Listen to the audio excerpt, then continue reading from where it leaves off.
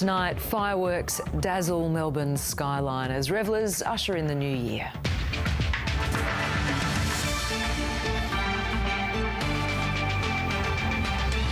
Also tonight, Australian-born Mary Donaldson to become Denmark's Queen after a shock abdication.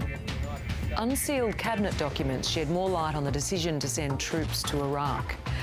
And the end of an era as Victoria's native timber industry shuts down for good. Good evening, Tamara Oudyn with ABC News and Happy New Year. Throngs of people have ushered in the new year at public and private gatherings across the state, marking the first moments of 2024.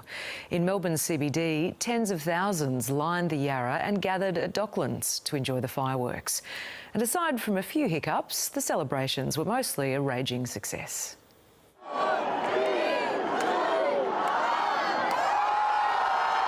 Off with a bang, the new year sparked with style. Thousands flocking to Melbourne's CBD to witness a night of magic in the sky. I am so excited. Really excited. We're actually going to my friend's apartment with really good views. So really excited for 2024. We've been here since 4 o'clock p.m. today, yeah. Some started their celebrations early, enjoying the warm weather in the afternoon, while others descended on the city right at the last moment. The family-friendly fireworks kicked off at the official celebration zones at 9:30 with live music, food trucks and silent discos, although not everyone got the memo about where to view them from. It was a bit annoying that we got a bit confused though because of the 9:30 one. We didn't read the instruction manual on the fireworks for this year, but you know, if you don't read those things, then you don't know where to go. But the main event was what people were holding out for, with some struggling to stay awake more than others. The energy down here in South Bank is electric as crowds anticipate that main show of fireworks at midnight, savouring those last few moments of 2023 with family and friends. The midnight moment itself was a massive hit, with plenty of smiles and hugs to go around. But bigger issues were front of mind for some. While police took to the streets to ensure crowds were kept safe, arresting 33 people and dealing with several incidents across Melbourne. However, for the most part, New Year's was a night filled with the weird and the wonderful, as Victorians toasted to 2024. Courtney Withers, ABC News, Melbourne.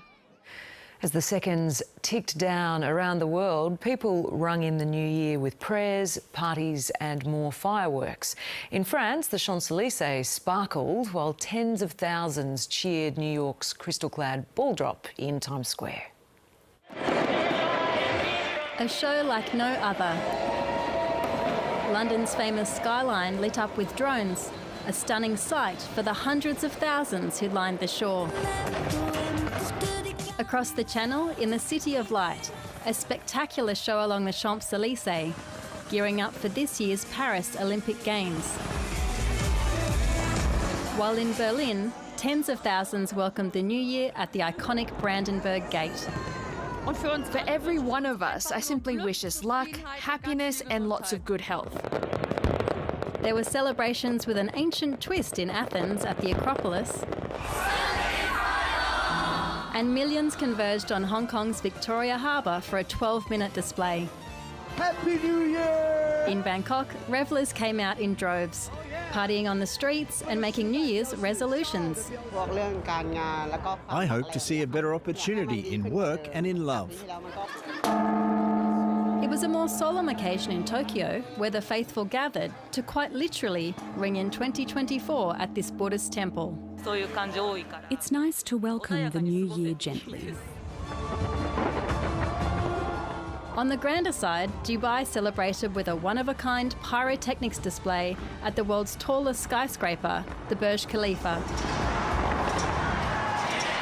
And no New Year's Eve would be complete without the ball being dropped in New York City.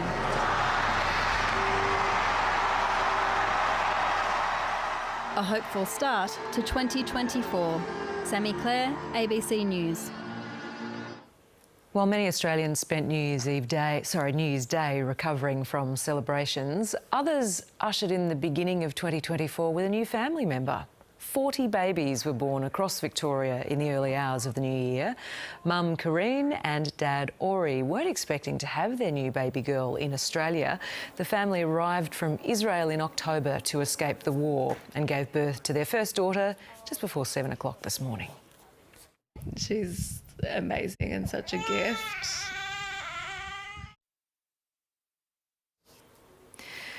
A shock New Year's abdication of the Danish throne has paved the way for Australia's first Queen.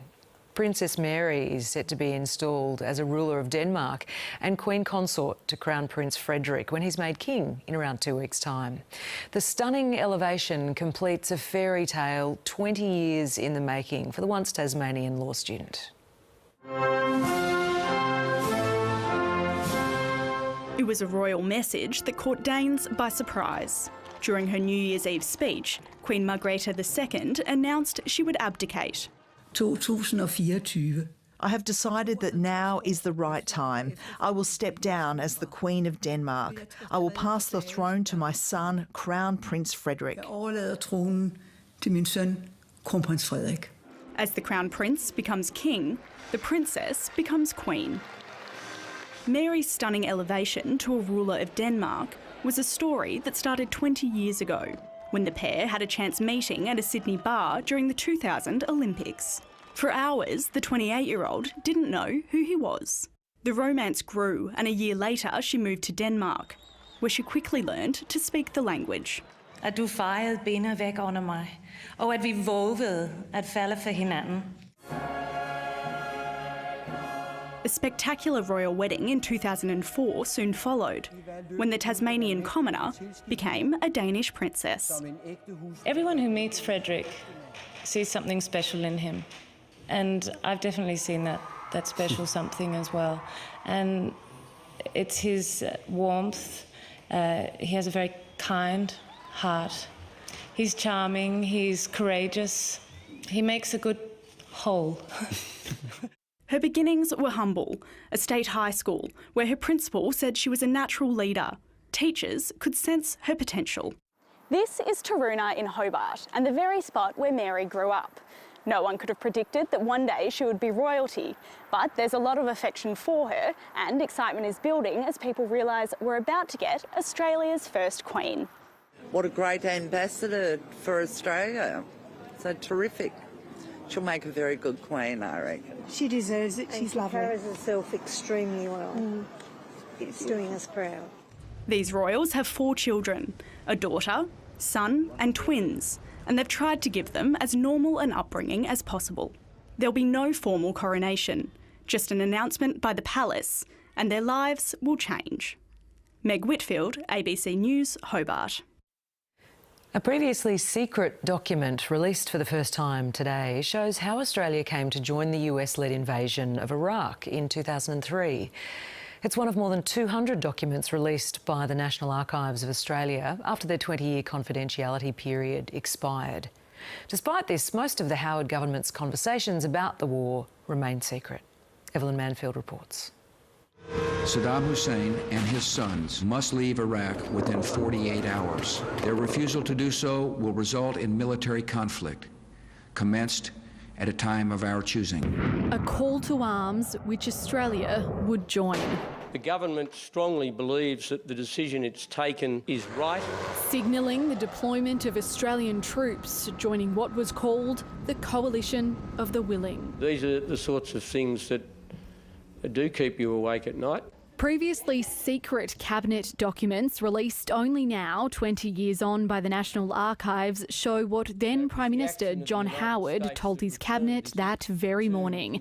That he'd had extensive discussions with the President of the United States and the Prime Minister of the United Kingdom concerning the disarmament of Iraq of weapons of mass destruction and the possible use of force against Iraq if it failed to disarm. Also noting a request by the President that Australia participate in military action. The Howard government signed up, a move that divided both the Parliament and the public.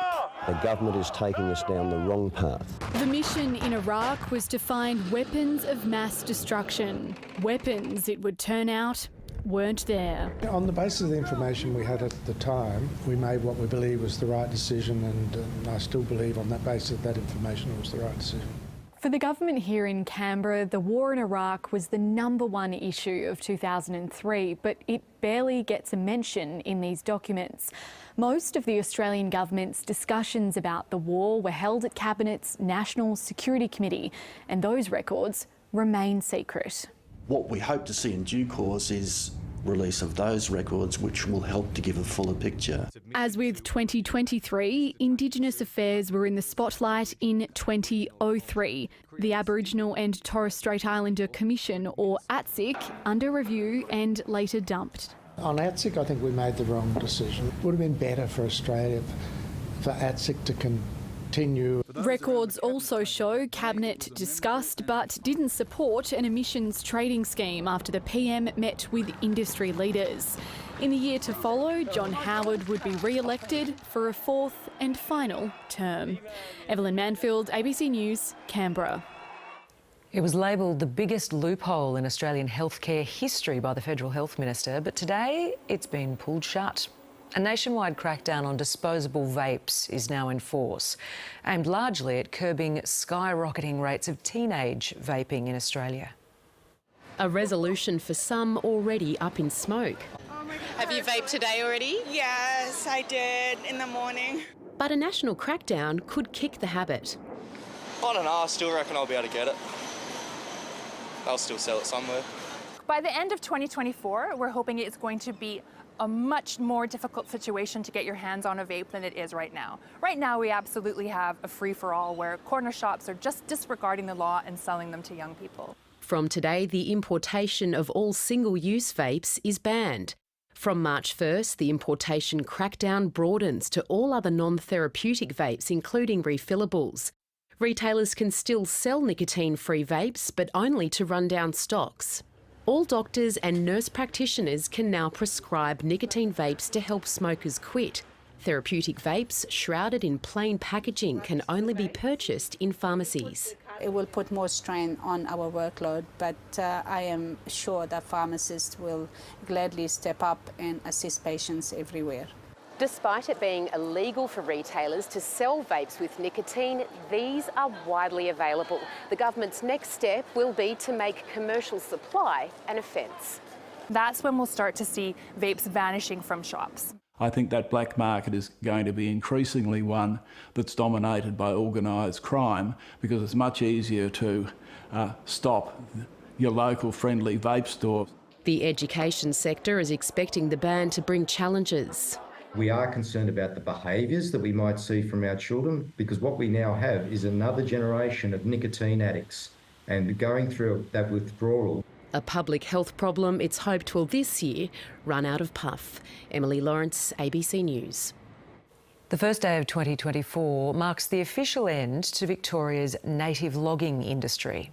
Last May, the state government brought a ban on that type of timber harvesting forward from 2030 to today.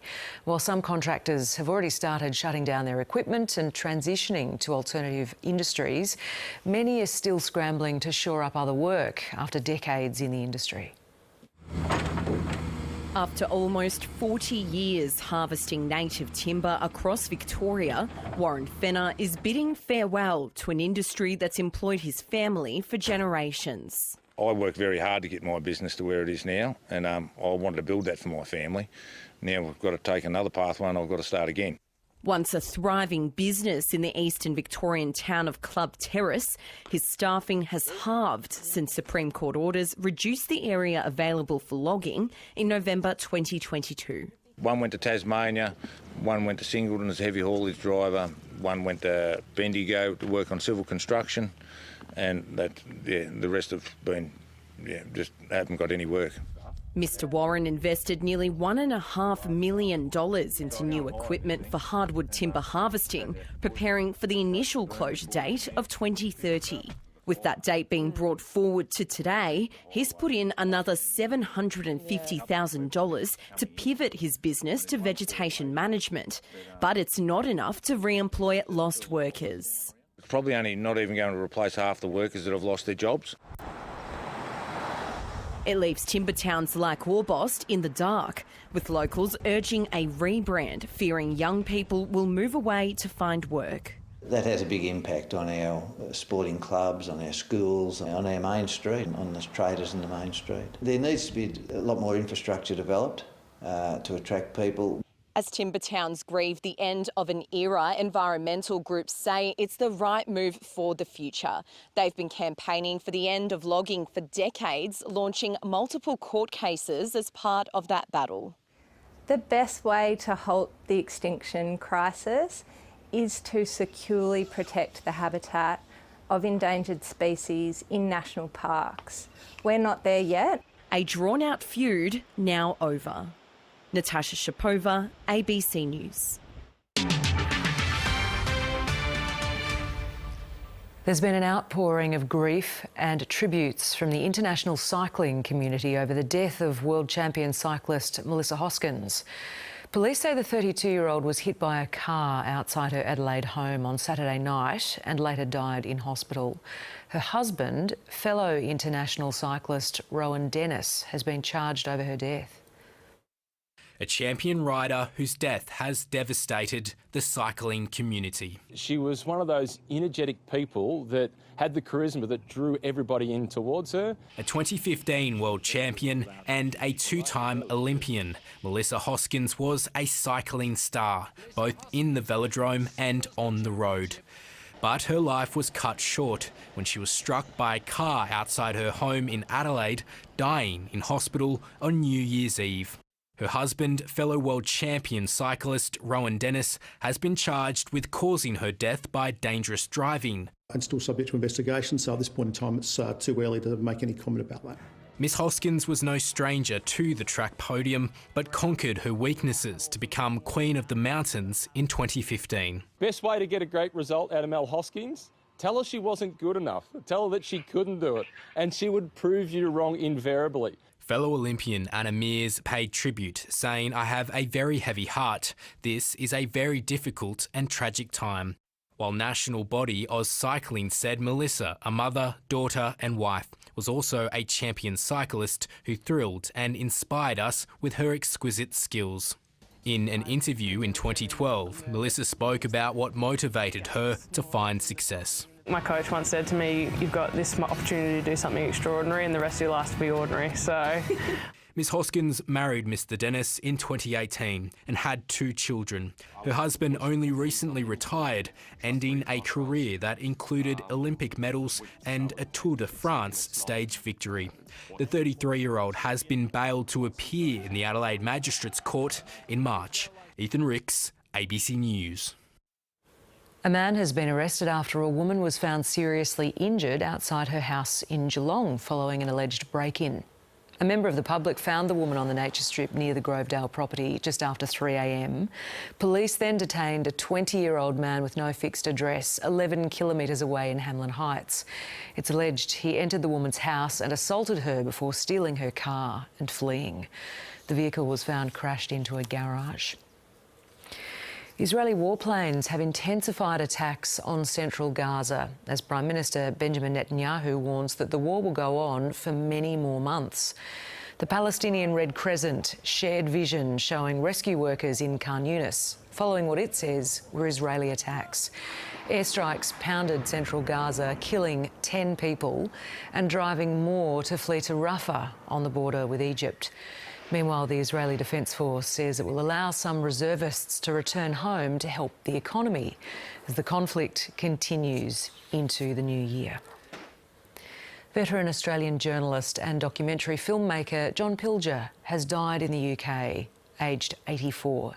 He grew up in Sydney before working overseas as a reporter and foreign correspondent, winning an Emmy, a BAFTA and the Sydney Peace Prize during his career. Pilger was renowned for his coverage of international conflicts, including Vietnam, Cambodia and East Timor.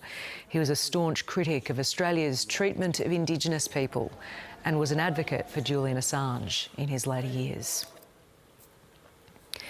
The arrival of the new year has been marked by the Royal Australian Mint in traditional style with the pressing of the first coins of 2024. Hundreds of numismatists or coin collectors and enthusiasts lined up outside the Mint, keen to get their hands on the first dollar coins featuring the effigy of King Charles. Hundreds of coin enthusiasts were up bright and early this morning, hoping to have the honour of minting the very first coin of 2024. And it looks like we've got a winner. 12-year-old Isabel Zaharis was the lucky winner of this year's ballot. I didn't think it was my number, and then I was like, wait, but that is my number. Does that mean I got the coin? Making an early start for the journey from home in Wollongong. There was a lot of shaking of the bed at 6:45 this morning to get her awake to get here. So, yeah, not early riser. In collaboration with the Australian Space Agency, this year's coin theme is out of this world. Yeah, it's going to be great that, you're going to be at the shop and you get a dollar coin, and it's going to be about Australia in space. That's a rare opportunity to have people appreciate a little bit about what's going on, incorporate and experience a little bit of what we're doing. Celebrating Australia's advancements in the Great Space Race. It certainly captures some elements like the moon landings, from Moon to Mars, the Australian Space Agency, rovers, the first satellites that Australia had, which actually was launched in 1967. New coins that for the first time will feature the effigy of King Charles. Today is an opportunity for the public to get a coin that's got King Charles's effigy on it, which is really quite special. So there were several hundred people that were lined up out there. Another new year, welcoming exciting new change. Ethan French, ABC News, Canberra. Australian opening batter David Warner has announced his immediate retirement from one-day cricket on the eve of his last Test match. Warner was the top scorer for Australia during the recent World Cup, but says he's retiring from Test and one-day cricket with no regrets after a career with many ups and some downs. The Sydney Test is now a traditional pink and synonymous with Glenn McGrath's Breast Care Nurses Foundation. But this year, McGrath's sharing the stage with a local kid from Matraville. A boy from Housing Commission having a dream. I've not always fitted the mould, but I've been authentic and honest. David Warner burst onto the scene as a T20 slugger well before he'd even played for his state. But there was only ever one goal. For me, it was always about playing Test cricket for Australia. It's a journey that's netted him more than 8,600 Test runs. But there were also the dark days that came with a one-year ban from Test cricket for his role in the ball tampering affair. I've got no regrets because you're going to have a lot of hurdles that you have to jump. There's going to be obstacles in the way, but you have to move forward, and I've done that with dignity. Heading into his 112th and last Test, David Warner's record stands up with the best of them. He scored more runs than any other Australian opener and sits 5th on the list of all-time Australian batters. I'm definitely retiring from one-day cricket as well. It does allow me to go and play some other leagues around the world. But he still wants to play T20 internationals for Australia, while also plying his trade as a gun for hire in tournaments around the world. But first, one last Test, and one last opening partnership with his great childhood mate, Usman Khawaja. When you're childhood friends and you get to go out here at the SCG as kids, as dreaming big, it's a great fitting. I'm loving that. Not many get to finish on their own terms, but David Warner will. David Mark, ABC News, Sydney. A record run chase has earned the Melbourne Stars their third straight BBL victory, beating the Strikers in Adelaide. In front of a bumper New Year's Eve crowd of more than 40,000, the Strikers appeared on track for victory when they scored 205 off their 20 overs, led by Chris Lynn's unbeaten 83 off 42 balls. But Bo Webster and Marcus Stoinis helped the Stars complete their biggest ever run chase. Stoinis blasted 55 off just 19 balls to help the visitors wrap up the win with an over to spare. Former world number one Naomi Osaka has made a winning return to the game with a straight sets victory at the Brisbane International. The four-time major winner was rusty after a 15-month absence from the tour, but says she's determined to get back to her very best. Just 6 months on from the birth of her daughter, Naomi Osaka was back on court to the delight of her Australian fans. And it took her no time to get the feel of the Brisbane court. Well, she certainly hasn't lost any strength in the last 15 months. Osaka racing through the first set against Germany's Tamara, but the world number 83 fought back, forcing the second set to a tiebreak. She'll take the mini break into the change of ends.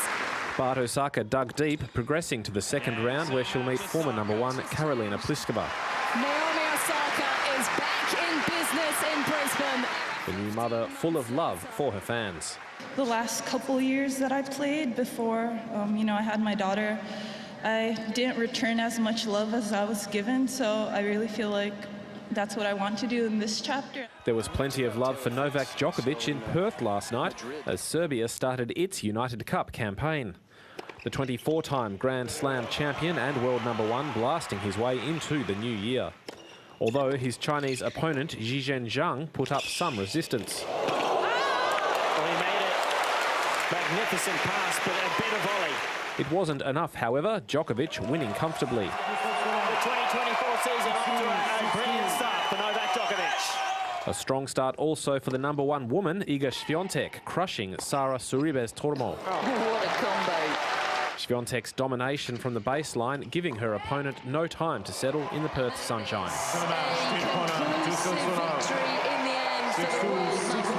Her victory setting up a crucial mixed doubles decider against Spain. In Sydney, Norway kept its hopes alive, coming from behind to beat Croatia. Kasper Ruud impressing in his singles match against Borna Koric, before teaming with Ulrike Akiri to claim a win. Garrett Mundy, ABC News. In men's A-League soccer, the Wanderers have defeated Macarthur 3-1 to take the latest derby in Western Sydney. The Wanderers led inside 3 minutes after Marcus Antonsson found the back of the net for the opening goal of the game. Aidan Simmons added a second minutes later before Jake Holman pulled one back for the Bulls. The result marks the 3rd straight loss for Macarthur. In Gosford, Marco Tullio scored twice for the Central Coast Mariners in their 4-2 win over Perth Glory. The New Zealand Breakers have continued their charge towards the NBL finals with a 5-point win over the Jack Jumpers in Tasmania. Breakers guard Parker Jackson Cartwright contributed a game-high 27 points, including a crucial 3-pointer to tie the game late in the 98-93 victory. It's New Zealand's first ever success in Tasmania and takes their winning streak to 4 games. Meantime, Cairns has handed Melbourne United their first loss on the road this season. Patrick Miller led the way for the Taipans with 31 points and 5 assists in the 95-78 victory. To the weather now. And there was no major rainfall to speak of overnight. Minimum temperatures were generally below average, mostly ranging between 11 and 13 degrees. It was coldest at Mount Hotham, where it got down to 6. Today, there were some early fog patches near the Yarra Ranges and in the southwest. Skies across the rest of the state were mostly clear. Maximum temperatures were about average. The hottest place to be was Mildura with a top of 36. In Melbourne, we hit our high of 23 degrees just after 3 o'clock this afternoon. It's 21 degrees now. Interstate today, it was cloudy in Sydney, Hobart and Adelaide, wet in Brisbane, mostly sunny in Perth, and Darwin had an afternoon storm. The satellite image is showing a broad area of cloud along the east coast, through the centre of the continent and down along the southern seaboard. An inland trough is extending down over northern Victoria from Queensland and will slowly deepen over our west tomorrow, moving eastwards on Wednesday. Troughs and lows will scatter showers and thunderstorms, some intense across parts of WA, Western South Australia, the Northern Territory, Queensland, New South Wales and Victoria. For the capital cities tomorrow, it'll be cloudy in Hobart, Sydney and Perth, mostly sunny in Adelaide, showers and a possible storm for Brisbane and Darwin. Back home, it'll be a mild to warm and humid day, hot in the far northwest. There'll be some scattered showers and isolated thunderstorms over western and northern parts early on. There's a chance of severe thunderstorms north of the Divide in the afternoon and evening with potentially heavy falls, large hail and damaging wind gusts. Very calm on the bay tomorrow. A south-southeasterly will run to 10 knots and waves below a metre. Winds will be strong though along the East Gippsland coast. In Melbourne tomorrow, showers developing in the afternoon with a chance of a severe storm in the northern ranges. We're heading for a top of 26, getting down to 17 overnight. And looking ahead, showers and a possible storm on Wednesday, 27. Thursday, a shower or two, 22. Then mostly sunny on Friday with a top of 27. Saturday and Sunday, sunny and 29. Monday, partly cloudy, also with a top of 29 degrees. That's it for this evening's bulletin from the news team at the moment. Good night.